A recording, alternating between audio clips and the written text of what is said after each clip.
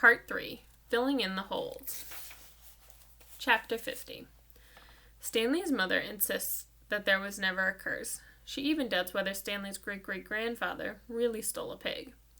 The reader might find it interesting, however, that Stanley's father invented his cure for foot odor the day after the great-great-grandson of Elliot Yelnats carried the great-great-great-grandson of Madame Zeroni up the mountain. The Attorney General closed Camp Green Lake. Miss Walker, who was in desperate need of money, had to sell the land which had been in her family for generations. It was brought out by a national organization dedicated to the well-being of young girls.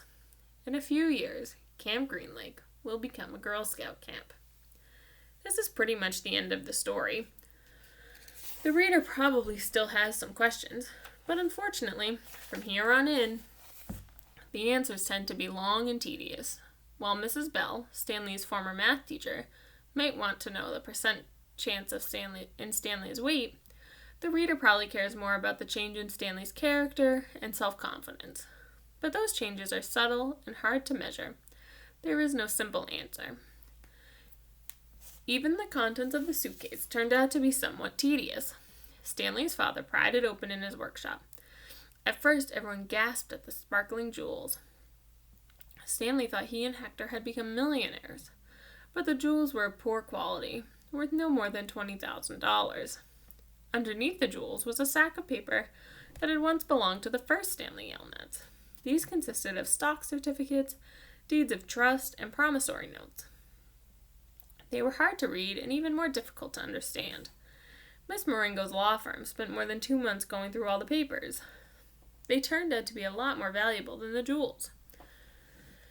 After the legal fees and taxes, Stanley and Zero each received less than $1 million.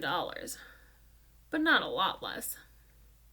It was enough for Stanley to buy his family a new house, with a laboratory in the basement, and for Hector to hire a team of private investigators. But it would be boring to go through all the tedious details of all the changes in their lives. Instead, the reader will be presented with one last scene, which took place almost a year and a half after Stanley and Hector left Camp Green Lake.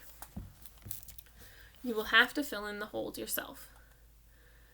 There was a small party at the Yelnats' house. Except for Stanley and Hector, everyone there was an adult. All kinds of snacks and drinks were set out on the counter, including caviar, champagne, and the fixings to make ice cream sundaes. The Super Bowl was on television, but nobody was really watching. It should be coming on at the next break, Miss Marengo announced. A timeout was called in the football game, and a commercial came on the screen. Everyone stopped talking and watched. The commercial showed a baseball game. Amid a cloud of dust, Clyde Livingston slid into home plate as the catcher caught the ball and tried to tag him. "Safe!"